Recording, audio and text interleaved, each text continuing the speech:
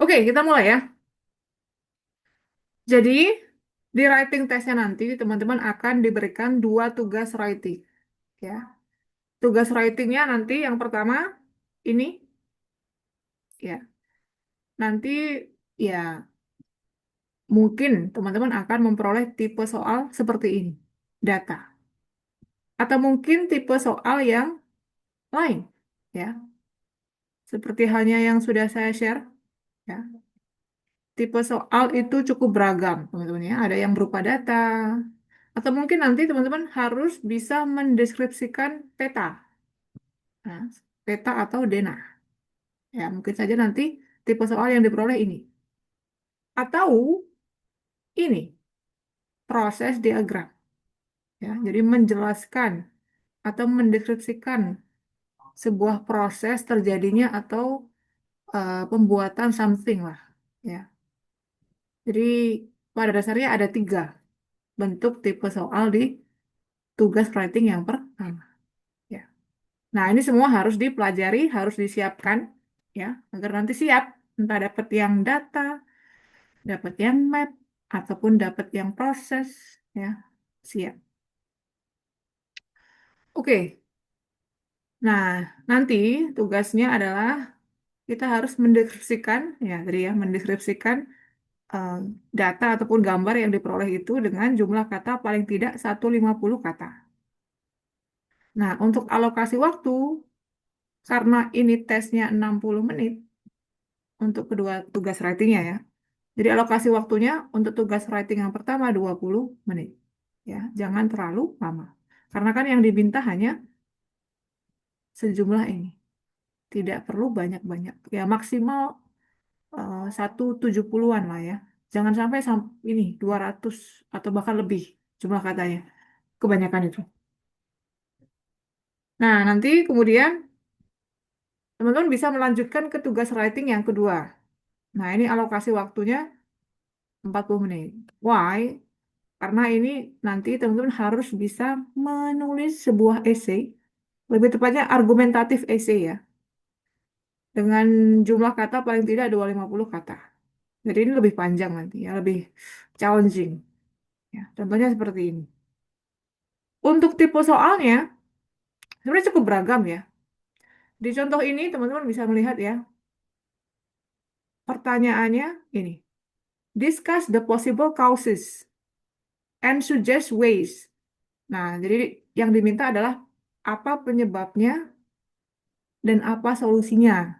Ya, mungkin di tipe soal yang lain, teman-teman akan memperoleh tipe yang berbeda dengan ini ya. Misalnya, do you agree or disagree? Ada yang seperti itu. Ya. Ada yang juga misalnya, discuss both views and give your opinion. Nah, dua tipe soal ini adalah dua tipe soal yang kemunculannya paling sering, ya, paling common di tipe, kok tipe sih, di tugas writing yang kedua ini, ya. Sedangkan untuk tipe soal yang lain, ya, seperti ini, penyebabnya atau apa misalnya keuntungan, kerugiannya, ya, misalnya nanti ada pertanyaan, apa keuntungan dan kerugiannya, misalnya. Apa masalahnya? What problems can this situation cause, misalnya ya. And what solutions? Nah, itu tipe soal di mana nanti kita tidak perlu memberikan opini atau posisi.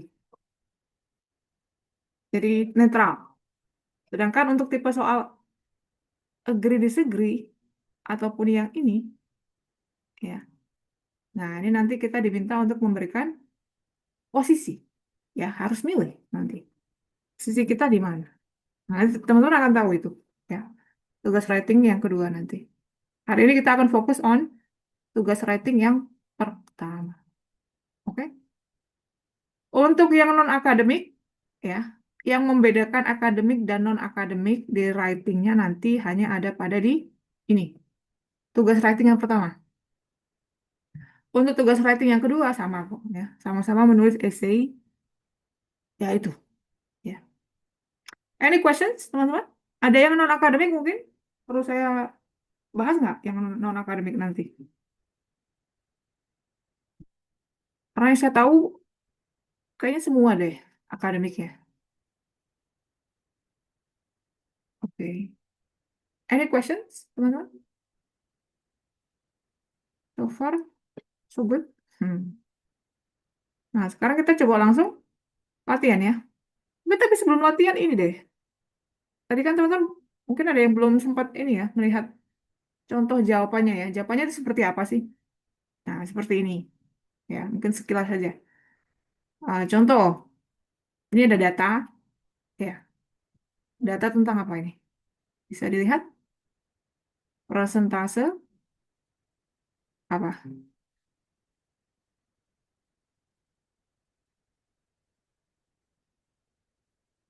Qualified graduates. Ya, lulusan dengan jurusan-jurusannya. Ya. Oh, bukan jurusan sih, lebih ke degree-nya. Ya. Ada yang masters, ada yang PhD, gitu ya. Kurun waktunya 1980 from 1980 to 2008. Ya. Nah, nanti seperti ini deskripsinya. Dimulai pertama dengan apa ini? Kalimat introduction. Simple. Introduction cukup menyebutkan data atau gambar itu tentang apa sih? Ya, misalnya di contoh ini, the pie chart illustrate the percentage distribution of graduates from six different fields in a particular country in 1980 and 2008. Ya, di data itu tentang apa? Satu kalimat. Cukup. Kemudian dilanjutkan with this one. Apa ini? Ini yang kita sebut sebagai overview. Apa itu overview, teman-teman? Kesimpulan. Inti. Ya, secara garis besar, apa sih yang bisa kita rangkum dari data itu? Ya, itulah yang disebut dengan overview. Nah, bisa dilihat ya, teman-teman ya. Overview itu cukup berapa kalimat nih? 2 sampai 3 kalimat. Jangan panjang-panjang, karena kan ini hanya overview. Jadi, makanya nanti dimulai dengan konjungsi seperti ini. Overall atau in general, gitu kan? Nah, berikutnya, nah ini lebih panjang nanti. Ada beberapa kalimat.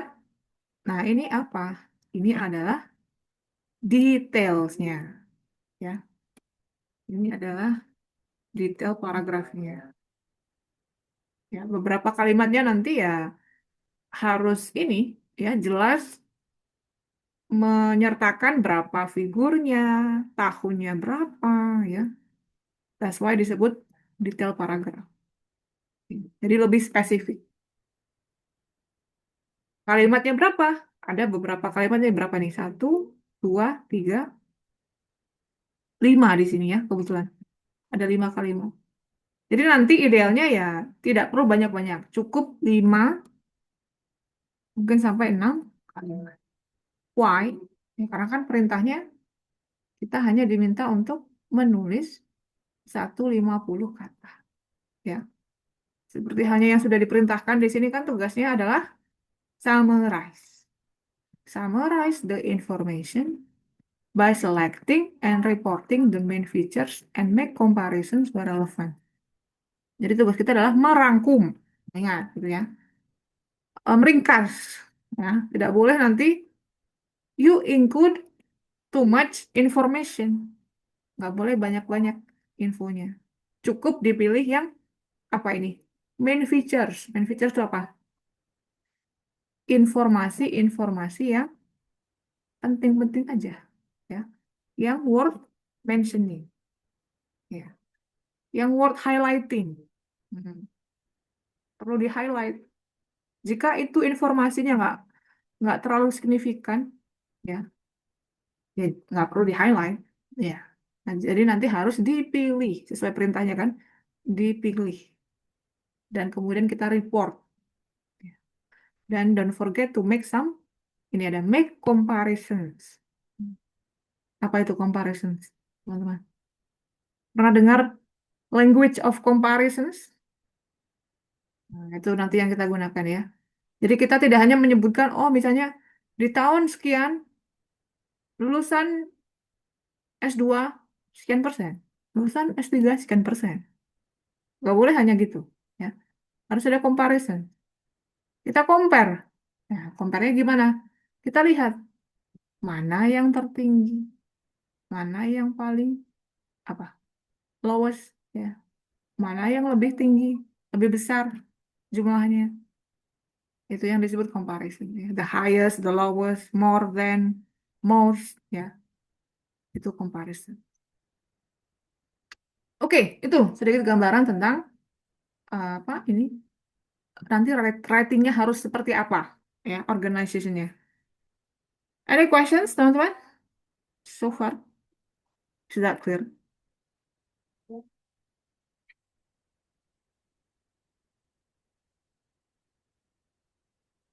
Oke ya, sekarang kita lanjut soal. Ya. Kita akan menulis some information. We're going to summarize this data. Now, please look at the information. Teman-teman coba dipahami dulu ini data tentang apa sih?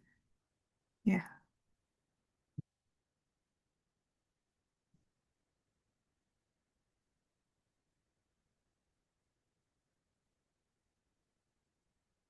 data tentang apa? Rata-rata jumlah CO2 emissions per person di 4 negara. From 1967 to 2007. Jadi pertama yang kita tulis adalah apa?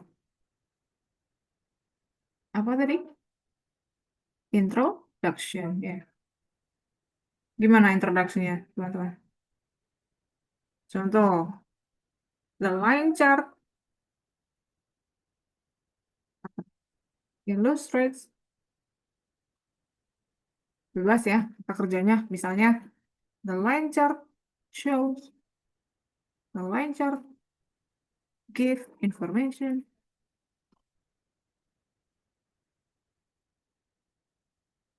about, apa ini? Tentang apa? Information about the average CO2 emissions per person in 4 countries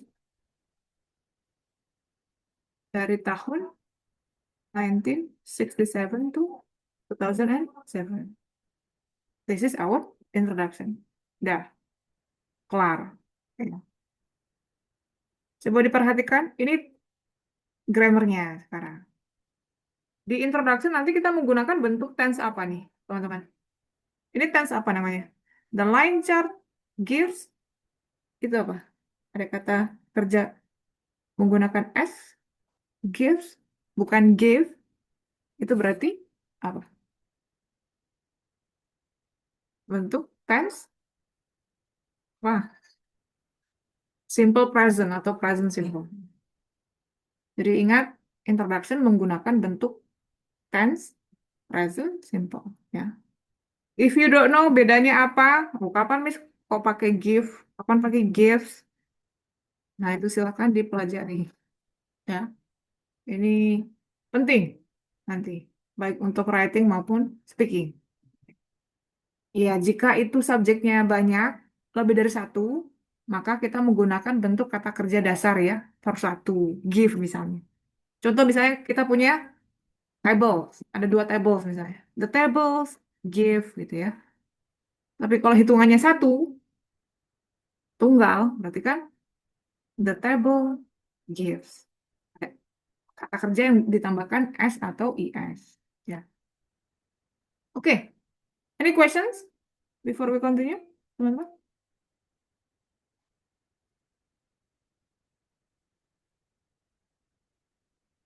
Oke ya, sip. Sekarang apa?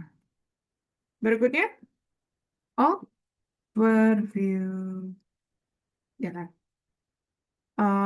Coba sekarang teman-teman lihat lagi datanya, ya. Coba diperhatikan secara garis besar informasi apa yang kita bisa ambil nih, ya. Poin-poin intinya apa nih? In general, ya. Apa kira-kira? Apa kesimpulan yang bisa kita ambil ya, dari data ini?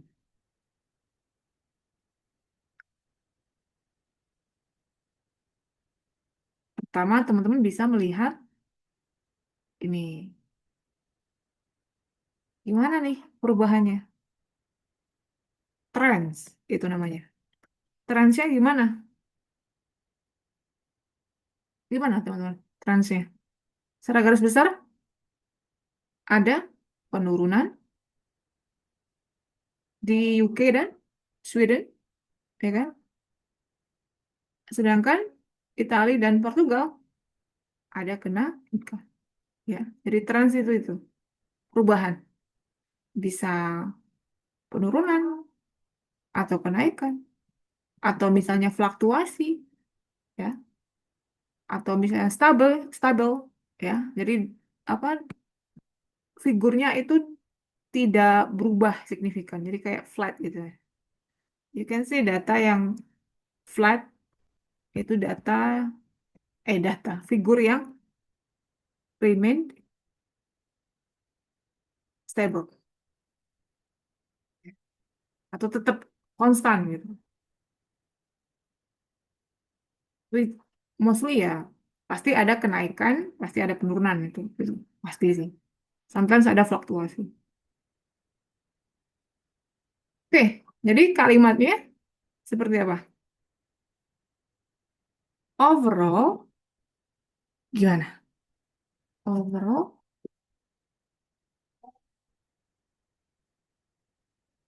how? The UK, loh, contoh, the UK and Sweden, misalnya, saw a decrease in their CO2 emissions. Sedangkan, while um, the figur untuk Italia dan Portugal itu increase. That's it. Secara garis besar kan gitu. Ya. Any questions?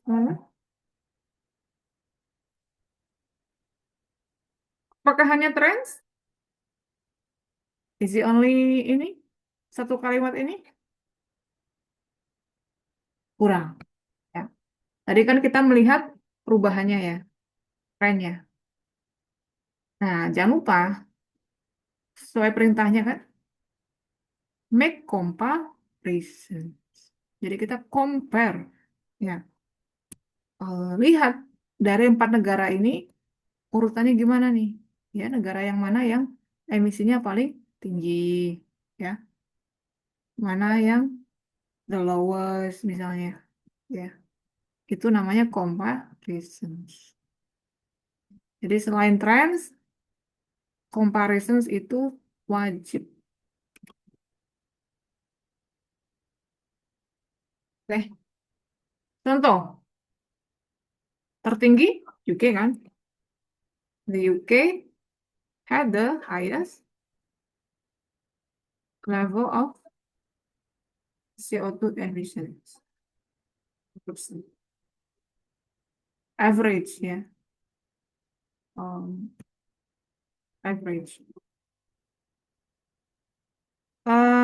Kemudian, nah ini jika urutan kedua dan ketiga jelas, ya boleh disebutkan. Misalnya followed by diikuti kemudian dengan figur untuk Sweden, Italia, and Portugal, respectively. Ya. Namun, jika urutannya tidak jelas, ya, mungkin ini Sweden apa Italia yang kedua. Ya. Cukup menyebutkan yang tertinggi dan yang terendah. Ya. Jadi contoh di sini misalnya, ya cukup sebutkan UK tertinggi, while Portugal itu aja had the lowest average amount of CO2 emissions. Terus, that's it. Ya, ini comparisons. Gampang kan, teman-teman? Any questions so far, friends?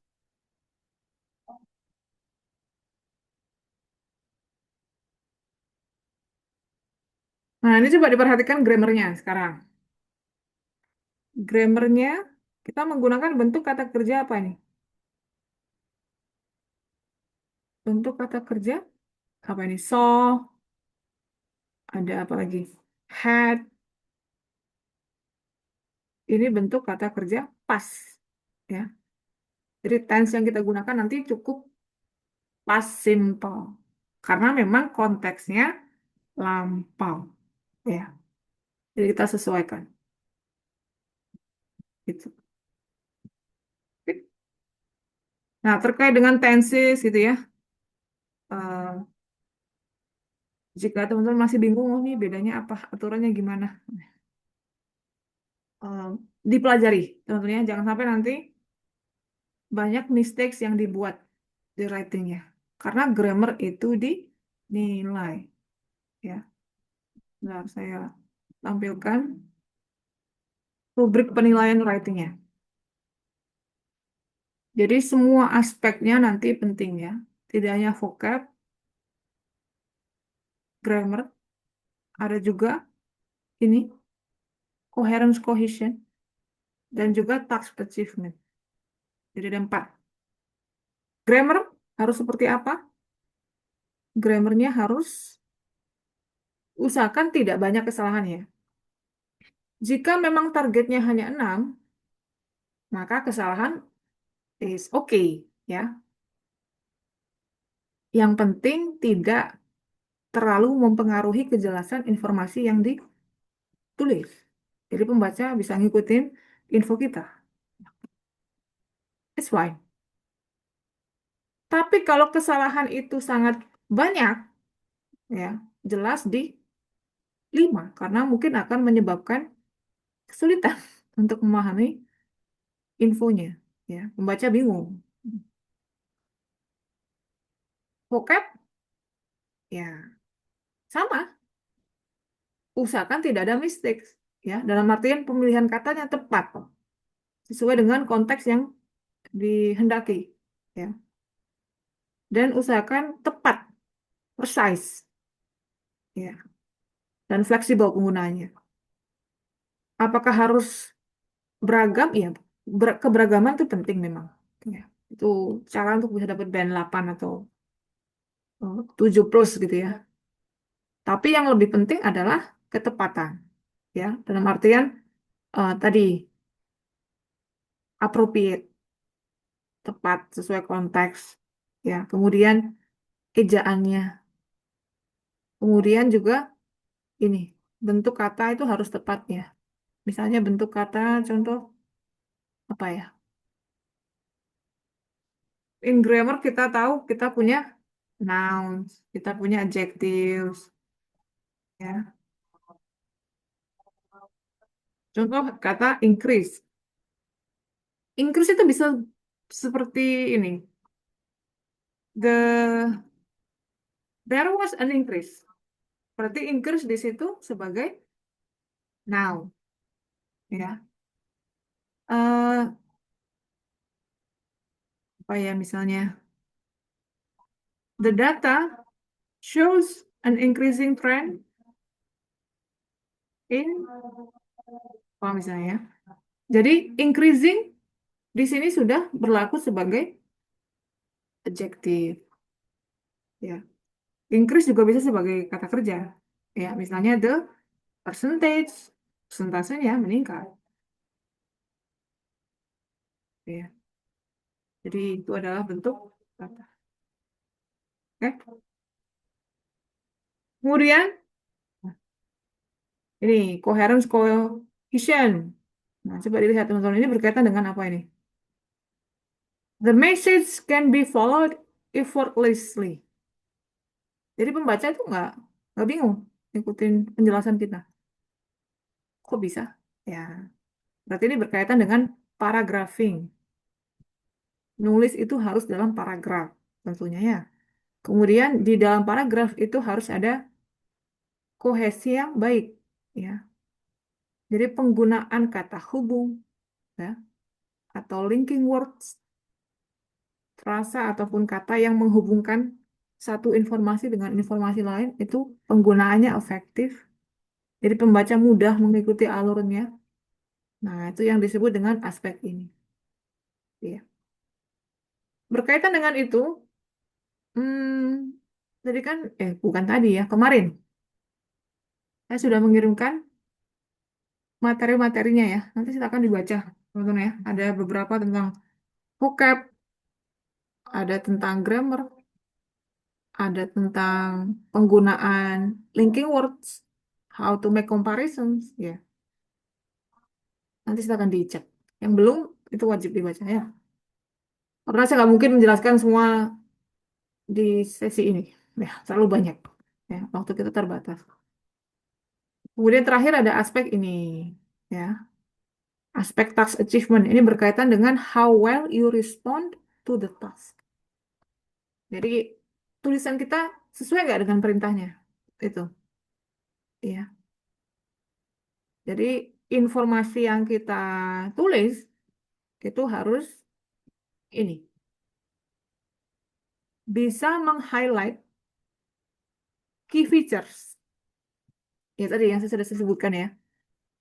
Key features itu informasi yang penting, ya. Yang nggak terlalu penting nggak usah, ya. Kalau terlalu banyak detail yang ditulis itu bisa jadi 5, ya. Karena di 5 disebutkan ini, there may be tendency to focus on details. Fokus on details. Dia nggak bisa memilih info-info yang sekiranya perlu di-highlight. Ya.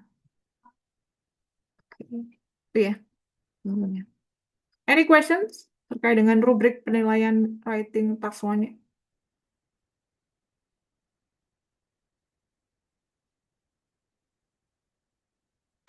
Oke. Ya. Jadi semuanya harus tepat. Tanda baca di grammar itu penting loh ya. Penggunaan koma, titik itu termasuk grammar itu. Oke, next. Apa berikutnya, teman-teman? Details. Sekarang kita akan menulis details. Berapa jumlah kata untuk details? Nah, ini so far introduction dan overview-nya sudah mencapai 64 kata.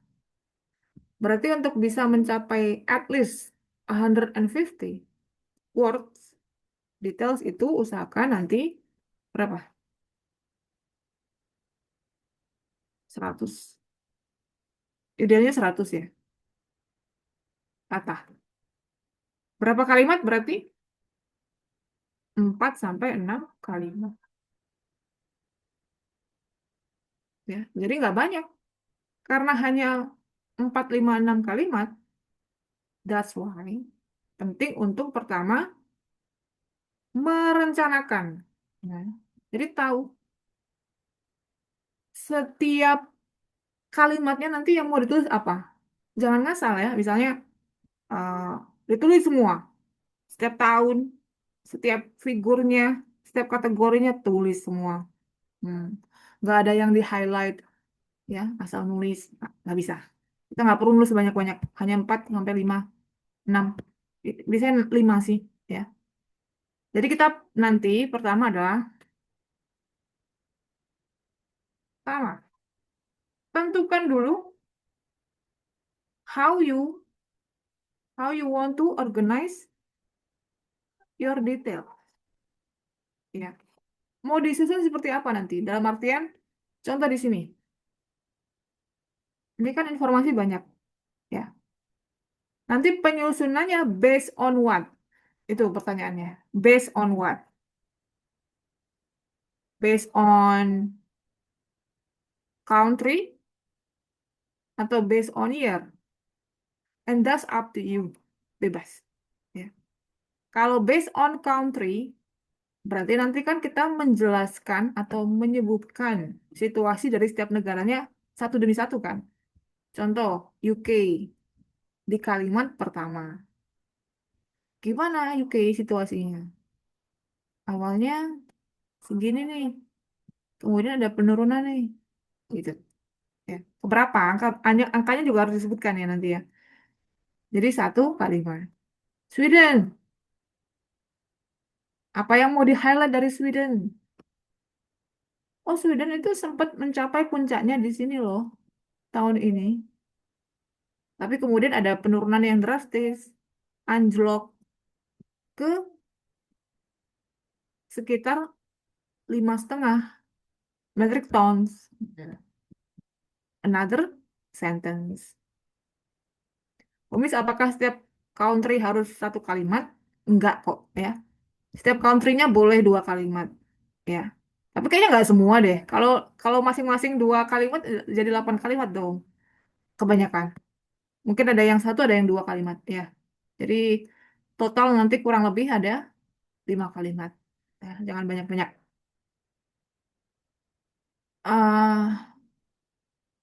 Nah, tadi kan based on country, ya. Based on year, boleh juga. Up to you. Ya, jadi kita bisa mulai dari 1967. What happened in this year? Jadi awalnya, misalnya, oh the UK had the highest CO2 emissions per person. At berapa nih? 11 metric tons on average. Ya. While Portugal had the lowest figure at 1.1 ya, around 1.1 metric tons di sini. Nah, cukup satu kalimat. Set. Lanjut ke tahun berikutnya. In 1977, apa yang mau di-highlight dari tahun ini? Kira-kira. Bebas. Yang penting informasi itu adalah informasi yang penting ya, yang signifikan. Misalnya di tahun ini tadi kan sudah saya lingkarin. Mungkin kita bisa meng-highlight bahwa Sweden itu reach its peak, mencapai titik tertingginya untuk level CO2-nya di tahun 1977. Another sentence, ya kan? Lanjut. Ini juga harus di-highlight, ya. Kenapa? Kenapa kok ini harus di-highlight, teman-teman? Itu menunjukkan apa itu? Yang barusan saya lingkar itu. Nih. Ini shows apa? Perubahan posisi. Ini namanya intersecting lines. Lines yang intersect, ya, bersilangan. Nah, ini perlu di-highlight juga bahwa di setelah tahun 1987, Italia itu posisinya lebih tinggi dari Sweden. Gitu. Another sentence. Lanjut. Misalnya ini tahun 2007. Why? Ini yang saya lingkari, yang nanti kita akan highlight. Karena kebetulan Sweden dan Portugal titiknya sama. Atau level of CO2 emission-nya sama. Di angka sekitar berapa tuh? 5.5 ya. Around 5.5. Another sentence. Nah, so far ada berapa tuh? 4. Ya. If you wanna add another sentence, ya oke, nggak apa-apa. Ya, jika dirasa perlu. Mungkin meng-highlight bahwa UK tetap yang tertinggi. Akhirnya di sini. kalimat terakhir. Gitu. Jadi tahapan ini sangat penting teman-teman ya. Melihat kembali data itu dan memilih. Jadi tahu isi detailsnya nanti. Oke? Any questions so far, friends?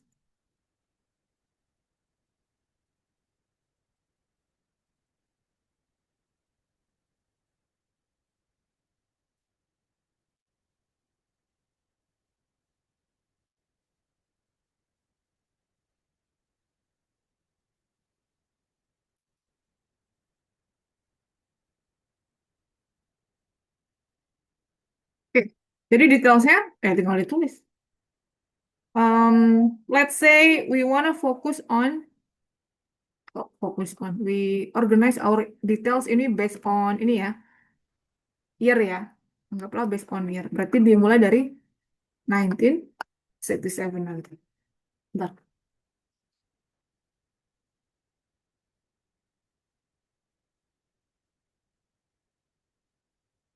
Jadi langsung aja in 1967 the UK had the highest, atau kita bisa variasikan vocabnya ya. Stood at um, 11 metric tons. The highest tertinggi itu. Highest compared to the other countries. Sedangkan Portugal average CO2 emission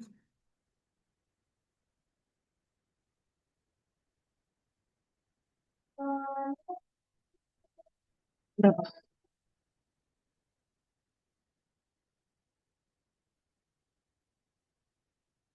Was the lowest at 1 point something itu 1.2. Nah, Lomis kalau nggak tepat gimana? Ini nyerapet pun kan juga sedikit ya bedanya ya. Um, jadi nanti kalau ragu tinggal tambahin aja at around, at approximately sama aja. Around approximately.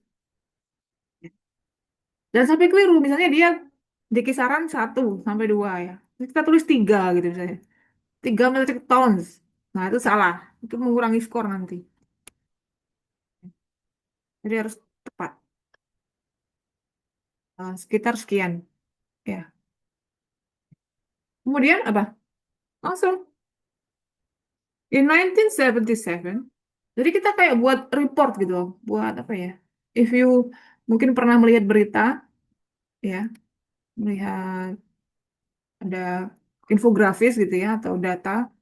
Kan yang di-highlight yang penting-penting saja kan. Nah, ini yang kita lakukan sekarang. In 1977, what? Sweden uh, saw a peak in its average CO2 emissions at berapa? Nah, itu sedikit lebih dari 10 ya, slightly more than 10 metric ton. Ya kan? Oke, next. What's next? Setelah tahun 87, saya mau highlight bahwa Italia itu naik ya. Dan naiknya itu melebihi Sweden gitu. Kita kan belum nyinggung Italia nih. Sekarang giliran Italia. Italy saw a gradual increase. Apa? Karena kenaikannya kan perlahan, gradual.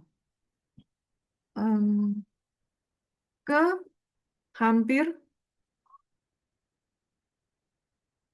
hampir 8 dia. Nah, ini melebihi figur untuk Sweden. Nah, di sini kan jelas bahwa ini lebih tinggi. Boleh pakai istilah itu, lebih tinggi, ya, lower than, is okay. Yang penting kita highlight itu, posisinya berubah sekarang. Terus 2007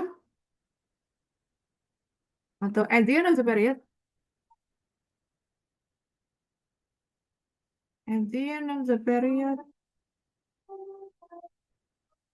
apa? Itali sama, kok Itali, Sweden sama Portugal ya sama.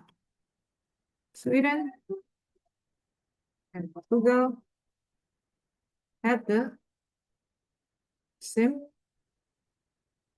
level of CO2 emissions per person. At berapa? 4.5 metric tons. Apakah ini cukup? Kita cek. Kurang. Baru 149 ternyata. Kalau kurang satu kata ya nggak apa-apa. Mungkin tambahin satu kata lagi. Ya. Tapi kalau, oh Miss, I wanna add another sentence, ya nggak apa-apa juga. Ya. Tambahin satu kalimat lagi, it's okay. Karena kan minimum 150, lebih dari 150 ya fine. Ya. Misalnya di kalimat terakhir, nggak apa-apa deh, UK. The UK remain, the UK's average CO2 emissions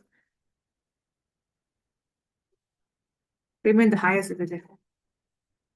Remain the highest at berapa tuh? 9, nggak sampai kayaknya. 8.7 metric tons. Selesai. Ya, ini sudah tercapai. Total 161.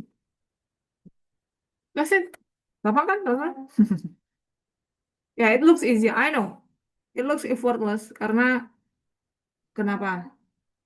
Karena saya sudah punya bahasanya. Ya, language-nya sudah ada. Sudah tahu. Oh, untuk trends, kita bisa menggunakan beberapa vocab, vocab seperti ini. Oh, untuk mengcompare-compare, kita bisa menggunakan bentuk comparison seperti ini. Oh, untuk kata hubungnya ini. Itu. Ya. Eh, nah, ini penting nanti ya untuk dipelajari vocab-vocabnya. Karena vocab-vocabnya memang ya harus ini ya, harus yang memang sesuai dengan yang ada di writing ini ya. Maksudnya yang ada di tugas writing task one-nya nanti ya. Bahasanya kan bahasa yang kita gunakan untuk mendeskripsikan data. Jadi nggak bisa pakai bahasa-bahasa yang keseharian gitu ya. Jadi caranya adalah teman-teman harus banyak baca sampel answers ya. Dengan membaca sampel answers, teman-teman nanti kan tahu. Oh, ini vocab-vocab yang digunakan di writing task one. Oh, saya bisa menggunakan konjungsi misalnya. Oh, di sini ada similarly. Hmm. Oh, similarly digunakan untuk apa? Jika ada informasi yang similar, sama, ya berarti kan kita pakai similarly, ya kan? Jika ada informasi yang contradicting atau beda, kita bisa pakai konjungsi in contrast, gitu ya. Ya, beberapa konjungsi ini sangat penting untuk diingat dan digunakan ya, karena sangat efektif. Apalagi ada while, jadi tahu, oh konjungsi ini toh yang saya bisa gunakan, gitu ya. Terus vocab terkait dengan vocab ini apa? Showing trends. Banyak kan? Ya, contoh di sini apa? Experience a slight increase. Apalagi rose sama kayak increase. Sinonimnya. Apalagi eh, yang ini showing trends. Ya, paling cuma itu. Ya, apa ini? Peak nih, reach its peak. Peak digunakan jika memang ada figur yang mencapai titik tertingginya.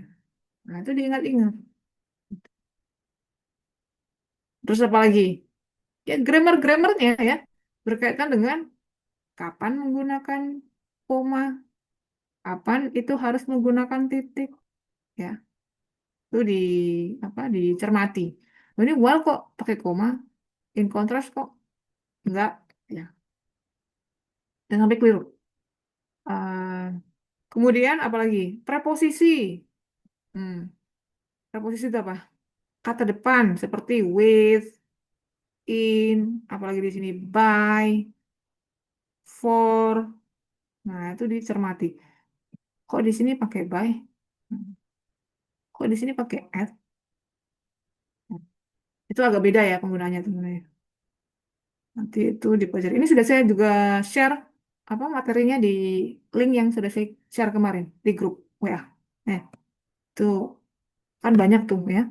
Terus saya rangkum di my website. Jadi bisa dipelajari. Ya, oke. Nah, Miss kok banyak banget vocabnya. Kok banyak sekali yang harus saya hafal mungkin. Oh enggak. Tuh ya. Jadi tidak perlu dihafalkan, tidak perlu dicatat. Segitu banyaknya vocab yang nggak perlu semua dicatatnya. Cukup tahu paling nggak dua. Misal, untuk vocab yang berkaitan dengan apa misalnya kenaikan, tren naik, ya. Cukup tahu dua vocab, increase sama satu lagi apa rise misalnya. Jadi bentuk kata kerja keduanya rose.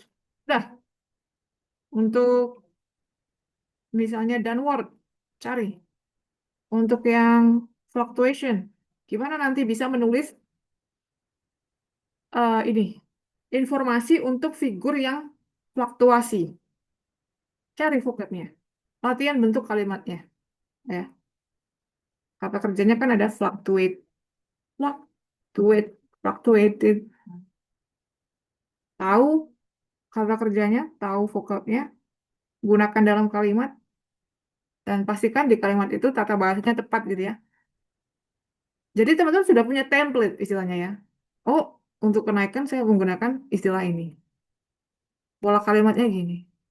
Oh, untuk comparison saat saya menyebutkan yang the highest, tertinggi misalnya. Oh, tertinggi nanti saya pakai, cukup pakai had the highest aja. Misalnya ini contoh di sini. Norway consistently had the highest percentage. Ini sangat efektif ya. Had the highest, udah itu dia ya. Indonesia had the highest apa population of Muslims ya kan in Asia. Oh no, in the world. Gitu. Jadi pola-pola itu nanti diingat, ya, digunakan di setiap kali latihan. Nanti saat tes udah otomatis. Karena pada dasarnya nanti untuk tipe soal data, ya itu aja, ya.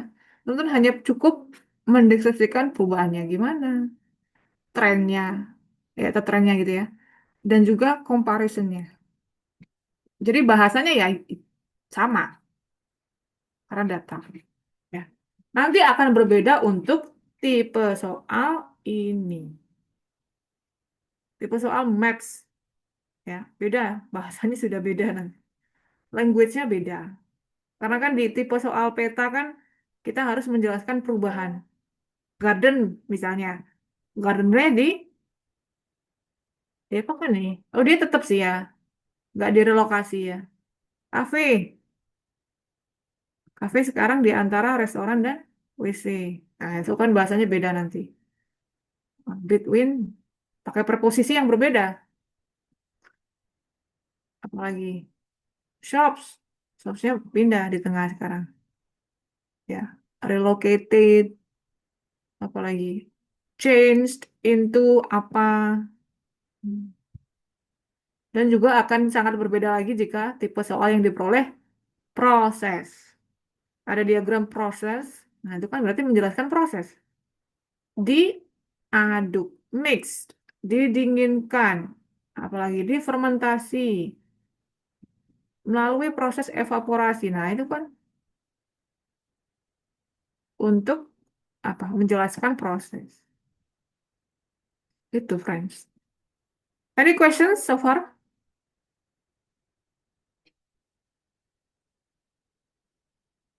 Nah, untuk latihan, nanti silakan latihan mandiri ya. Soal-soalnya nanti insya Allah saya akan kirimkan. But if you wanna access more questions, bisa di Google. Google banyak hmm, soal-soalnya. Ya, cukup diketik IELTS, writing, task one, actual test. Jadi kita bisa berlatih menggunakan soal-soal yang memang pernah diujikan, field report istilahnya. Hmm. Cara pelatihannya bagaimana? Ya, pilih satu tugas writing, misalnya ini, ya, dikerjakan. Mungkin untuk saat ini tidak harus selesai dalam satu waktu ya pengerjaannya. Bisa dimulai dengan misalnya latihan menulis overview. Jadi coba latihan menulis overview sebanyak-banyaknya. Data ini overview. Data berikutnya cukup overview lagi. Data berikutnya lagi overview lagi. Udah, overview aja. Baru kemudian di pekan berikutnya detail. Beberapa kalimat aja, nggak perlu semua selesai, gitu ya. Jadi kita terbiasa untuk mengolah itu apa informasi, kemudian mengerangkai kalimat, ya gitu teman-teman. Nah untuk feedback ya, feedback itu sekarang kan sudah canggih zamannya kan. Ada Grammarly untuk ngecek grammar, nah, silakan dimanfaatkan ya. Ataupun AI tools yang lainnya juga kan banyak untuk membantu teman-teman get feedback on your writing. Yang penting kuncinya adalah mau berlatih. Nah, itu penting sekali. Nah, coba dilihat data ini. Ya, kebetulan kita melihat data yang apa ini? Oh, Miss ada dua nih. Ya, ada juga tipe yang seperti ini ya. Tapi pada dasarnya sama. Strukturnya nanti sama. Ya, introduction, kemudian ada overview, kemudian details. Ya. Nah, di sini coba dilihat data atau tabel yang di atas ini menunjukkan adanya apa? Jumlah apa ya ini? Oh, durasi waktu ya antara men and women. Oke. Terus yang kedua, oh, ini kok mirip dengan ini ya, soal yang dulu pernah saya peroleh ya. Saya dulu kayak pernah pernah dapat soal yang seperti ini. Ya, literally mirip-mirip ini. Nah, ini kebetulan ini reportnya bulan apa nih? Reportnya bulan Februari. Jadi gitu teman-teman ya. Soal itu di recycle. Jadi teman-teman akan melihat soal yang apa ya, from many years ago itu digunakan lagi gitu. Dan itu common. My student pernah dapat soal yang sama dengan yang dia pernah gunakan untuk latihan. Makanya diperbanyak latihannya. Oke. Nah, ini adalah bentuk data. Ada tahun nggak? Ada trends nggak? Ada, oh increase, oh decrease, kenaikan, penurunan, ada. Di sini trends tidak ada. Ya, berarti ini data yang disebut data yang non-linear. Ya. Data yang tidak ada periode waktu. Jadi tugas kita hanya cukup mengcompare, ya. Cukup isinya nanti hanya comparison saja. Jadi bahasa yang kita gunakan ya cukup membandingkan. Oh ini lebih tinggi nih perempuannya. Bukan perempuannya lebih tinggi apa? Jumlah rata-rata waktu yang mereka habiskan ya. Itu among women itu lebih tinggi misalnya. Jadi itu lebih tinggi, higher. lebih banyak, ya, paling banyak, ya. Misalnya di sini yang paling sering dilakukan adalah kegiatan cooking and washing misalnya. Hmm. Jadi itu hanya comparison. Jadi ada juga bentuk data yang seperti ini, nggak ada trendsnya. Oke, ya. Sementara itu, any questions before I end the session, teman-teman?